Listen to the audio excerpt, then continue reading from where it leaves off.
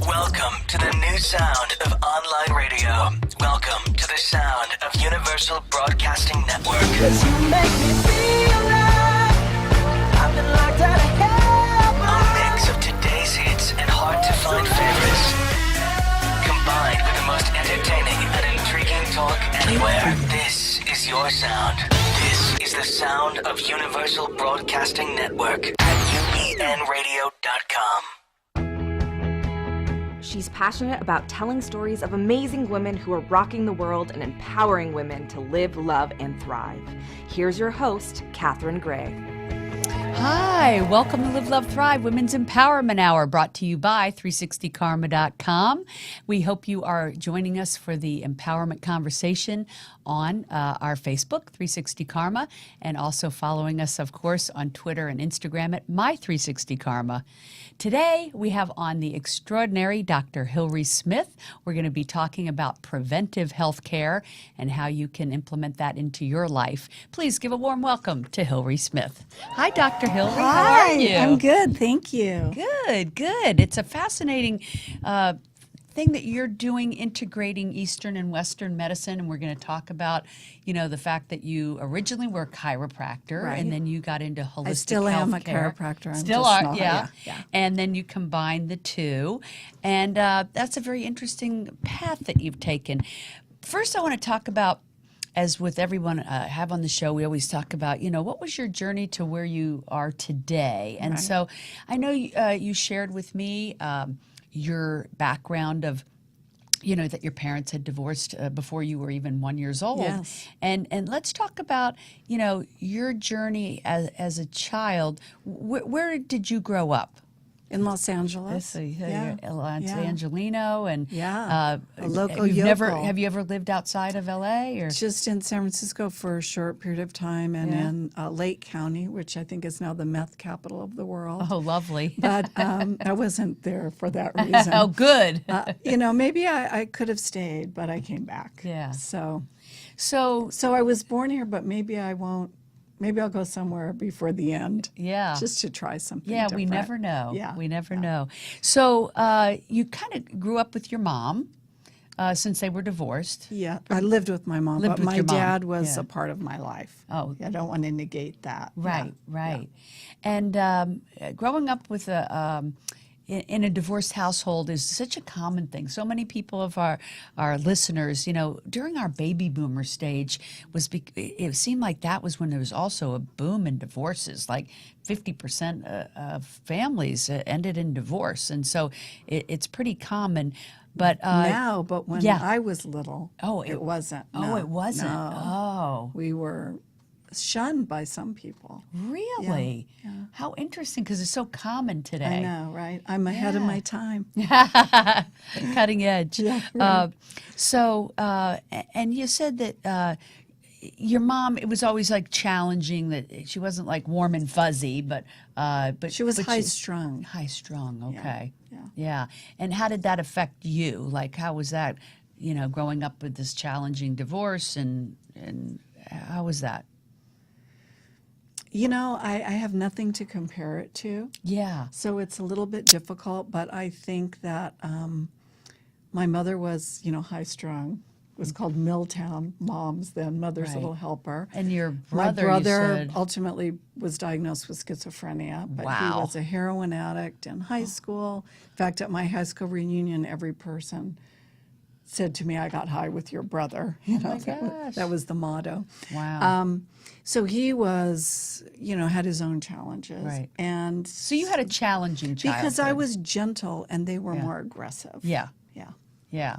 So I think that impacts you in a way that you become more empathetic, a caregiver, Right. try to make peace, right? Right. Yeah. So you called it one time people pleaser. So kind of Right. You to don't keep want the to peace. tick off the Yeah. fiery people. Yeah. Yeah. I think a lot of people identify with this type of story because you're either like your parent or you try to be the opposite.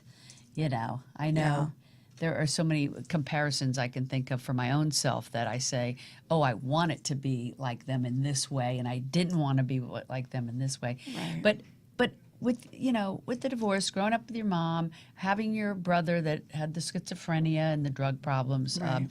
it was a challenging childhood. What did you take away from that childhood that you've brought to the table today, later in life, that actually has helped you? I think being self-reliant. Mm-hmm. I think being open to change. Mm-hmm. Resilient. Yeah. I I think understanding people that aren't typical, Yeah. right? Yeah. Right. And I think it makes you kinder when you've been around people that have had their own challenges. Right. So you understand people more. Yeah. I see someone walking down the street who other people might think, oh, he's crazy, I'm afraid of him, he's talking to himself. Right. But I'm like, hey, that could have been my brother. Right. I understand that. Right. So, you have more I'm not going to compassion. say I'm not judgmental, Everybody is to a degree. but I think maybe it makes you a little more accepting.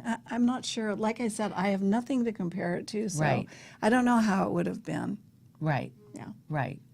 And you had shared when you were in your teens, like maybe 15, your mom just left one day, and then Up and left. Yeah, up and Before left. Post-it notes, or maybe Yeah. she would have left one.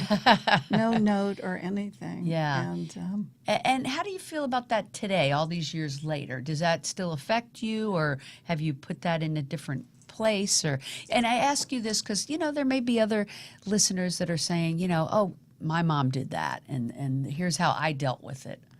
well, I feel now that I'm older and that I have a grown son, so I understand motherhood, and I realize her limitations and what it must have been like in that time with her not having great coping skills and then a challenging son.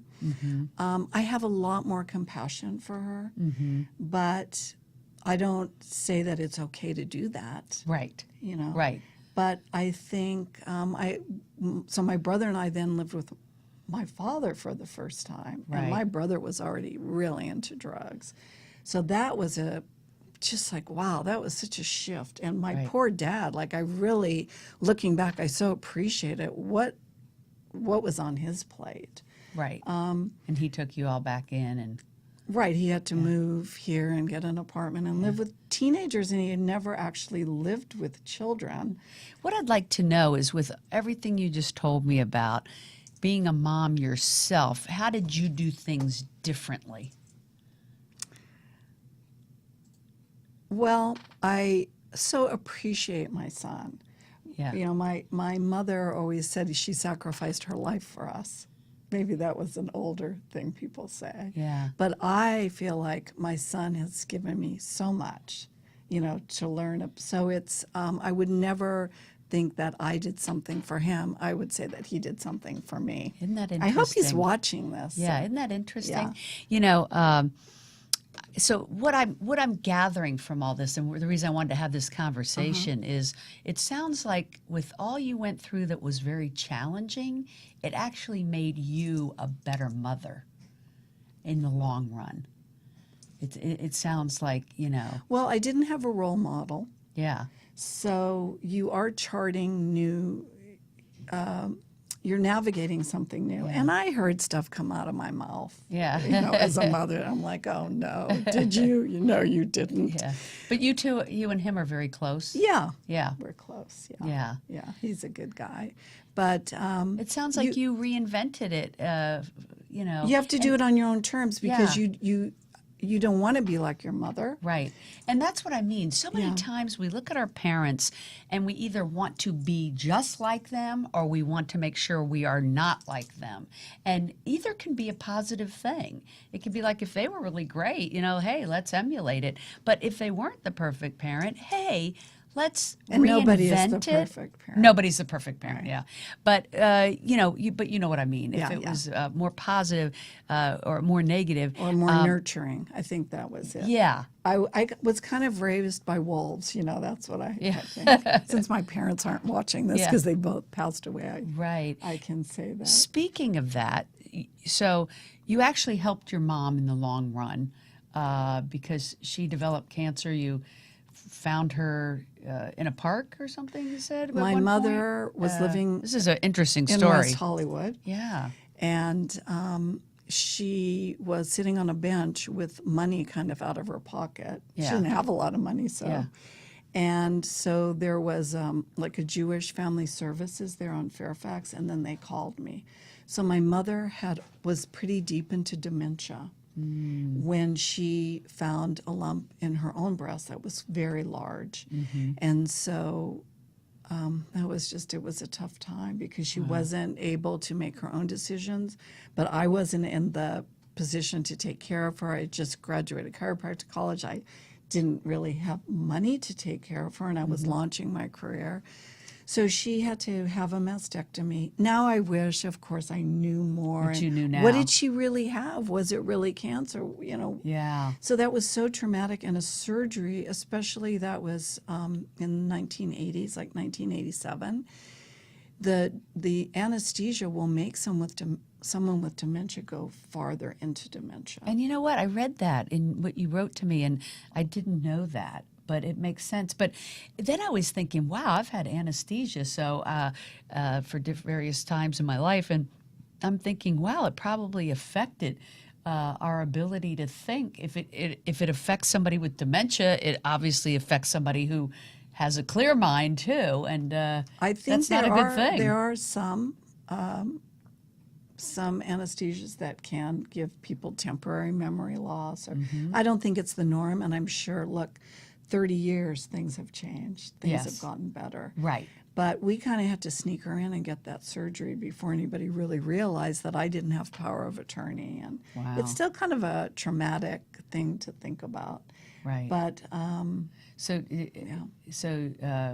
after that, she eventually passed away, and about 5 years later. about 5 years later, and so obviously in the long run, you made peace with everything, and I'm a work in progress, but Yeah. I don't really harbor anger now. Right. I mean, I feel bad for her. yeah, The life that and she your had. life is so good now. And my brother, Yeah. what he never got to have that I have had so much. So I'm Right. grateful because you know what? We have the same mother and father, me and that brother. And but for the grace of God, it could have been me. It's just that DNA soup. Right. So I'm very grateful. Yeah. So some of it is DNA soup, and some of it is our choice. And I think that's what we're going to talk about right Okay, now is great. that, first of all, you made a choice to become a doctor, which is very admirable. And you were a chiropractor for many years. Yes. And then how did you get interested in holistic medicine and also this thermography? A lot of people might not even know what thermography is. Yeah, they don't. And I want to talk about what it is and how it does work in the preventative world to help us, before we get a disease, as you would say. Right. To be aware of how to prevent the disease, not just be aware that we have the disease. Exactly. And that's a very important conversation for us to have today. So, what is it after you were a doctor of working in chiropractic? I became a chiropractor because when I started my prereqs, because then I had to go get science to get in, I was interested in natural health and nutrition. It wasn't that I was into sports medicine or weightlifting, and chiropractic really was the first system. The first chiropractic adjustment was to restore hearing. And chiropractors were the first people that talked about diet and nutrition and clean water and hygiene. Somehow it's turned into sort of a back pain thing in some people's mind, but it never was. And there was nothing. I did not know that. Yeah. What do you mean to correct hearing? What does that mean? Dee Palmer, who was the founder of chiropractic, gave a chiropractic adjustment to the janitor of his building who was deaf, and his hearing was restored. Are you because kidding? I've never heard this. Chiropractic works on the nervous system. Wow. So just like I in know, I had China- a TMJ, and I went to a chiropractor, and by adjusting my back, it got rid of my jaw pain. Good. Yeah. Yeah. So that, but I didn't know about the hearing. Well, Wow. in chiropractic, the power that made the body heals the body, so it's called innate. Like in Chinese medicine, it could be called qi. So having your nervous system in alignment is really for your general health. Yeah. So that's why I became a chiropractor. So I always did the nutrition, and then I incorporated homeopathy and health coaching. So all you were those thinking things. the chiropractic, when you're adjusting someone, is very natural. You're not giving them And I was drugs also and- talking about vitamins to people. And, Right. Yeah, I see. So you always had that interest in always. it being holistic. So Exactly. then what expanded that you went and got a degree in the holistic medicine? Well, my license as a chiropractor is, it is a good license for holistic medicine. Oh. So there's not an You additional. got, I thought you I got a said- doctorate in homeopathy. That's what I'm But talking that's about. not a yeah. license, so Oh. my chiropractic is the umbrella for everything that Oh, I I do. see. Yeah. So the doctorate in homeopathy, what does that mean? It means that I studied homeopathy for several years, and I took a test and I graduated from a course. So I earned a doctorate in it, but it's And not like what being, is homeopathy? What- homeopathy is energy medicine. It's dilutions. It's like arnica. Do you have ever heard of anybody hurting themselves and taking arnica for their bruising? No. Okay. It's based on the law of similars, like heals like people that have watery eyes and maybe a cold where their eyes are watering, they would take a homeopathic preparation of onion, which would heal it. But if you took the whole onion, it would make your eyes water, something like that. It's a super fascinating field, and I love it so much. And if I could just be on a desert island studying something, I do love homeopathy, but it's Where did you study that? here. It was an English college that came over to Santa Monica, and we had courses. Oh, Yeah. cool. Yeah. And so then you started to have both of these in your practice. Yes. Yeah. I had a lot of things in my practice. Now, when did you start the thermography? So in 2006, I was looking for some breast screening for myself that I felt was more holistic. And being a daughter, there's a lot of fear. Oh, my mother had breast cancer. You know, I'm charted to get that. Right, right. And it's, you know, it's very subconscious, but isn't that what we hear all the time? Right. So I was looking for something, and I heard about thermography, but there wasn't really anybody doing it the way that I wanted to experience it for myself. And I researched it, and my mentor, who was a world leader, he was at Duke University at the time doing a study with thermography and rheumatology. And that's how I got into it. I went to Duke and I learned about it, and I incorporated it in my practice. And I just fell in love with it because I love helping people stay well. And thermography is just, it's non-toxic. It's an infrared camera that picks up heat, skin temperature, and it's a new tool. It's an additional tool where people are looking at their physiology. So we're looking at the very early changes instead of waiting to find out we have something. We get to make a course correction, hopefully. So someone comes to your office, what happens with a thermography? Like, is it It's a camera. it's a camera? Yeah. So people cool down, we take their history, and then we take various pictures of them. And it's their skin, so they take their little top off.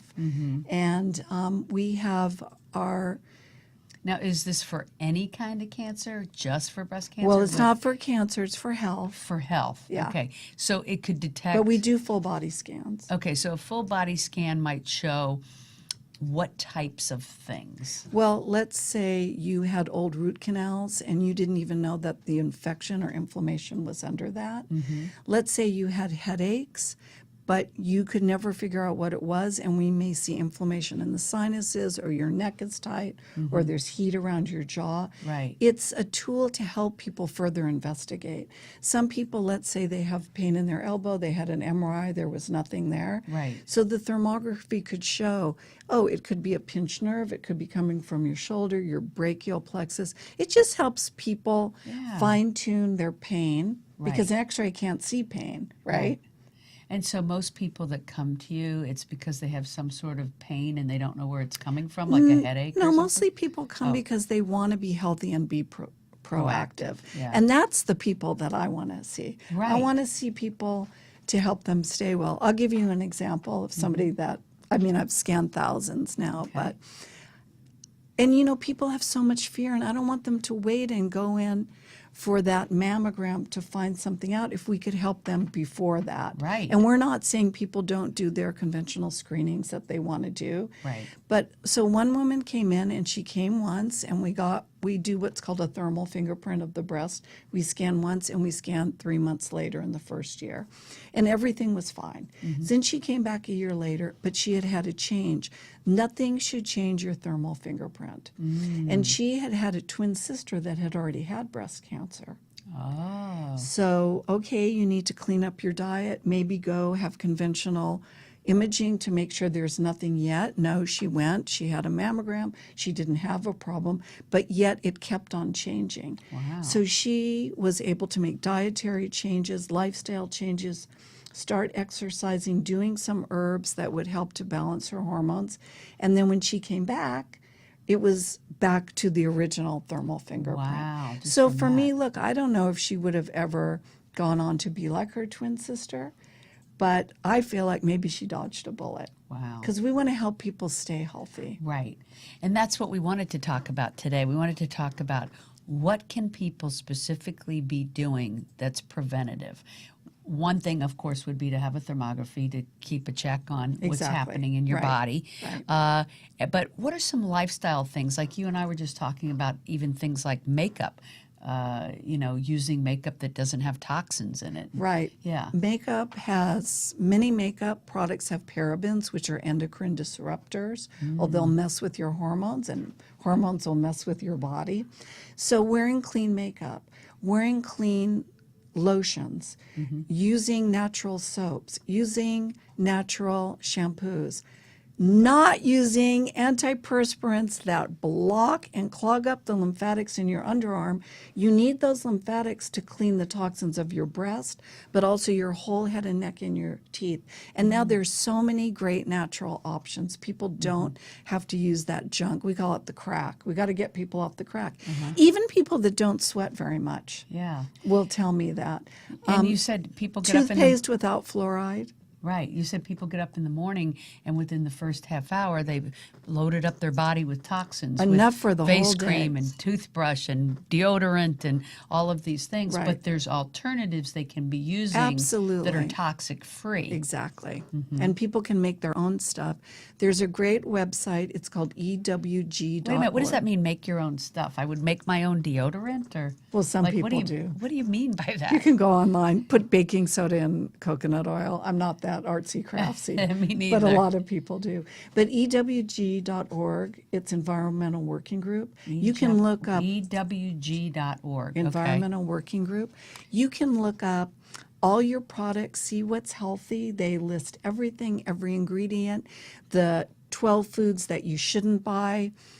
If they're not organic, the 12 foods that you can buy. I mean, there's so many great resources on the internet. So you're saying everything you put on your body, everything you put inside your body, like food, and your cleaning organic, supplies in your home. cleaning supplies. I think a lot of people are kind of aware. They're not really aware how it's really affecting them, but more people are getting cancer than ever. Isn't it? And, It's just, it's we, an epidemic. We need to understand it is things that we're eating and environmental, and that we all need to be changing our lifestyle. Some things we can't control, but let's control the things that we can. Exactly. Right. Like we can't control people, but we can control what goes You on. can't control people? Why didn't anybody Darn ever it. tell me that? And if people would like to get a thermography, your website is pictureinside.com. Yes. Yes. So if you want to look Or up, learn more about it. Or learn more about Yes, it, right? yeah. Thank you so much for being on the show. Thank you It's so much, Catherine, insightful for to helping me learn about this. help empower your viewers. Thank you. And keep doing that great work. Okay. And we will be back next week, same time, same place, UBN at noon on Wednesdays. Also, of course, join us at 360karma.com. We believe that you create your fate, and we would love to have you join us to do just that. So see you next week. Make it a great one. Hugs and happiness. See you soon, Hillary. Yeah. Bye, sweetie. Thank you.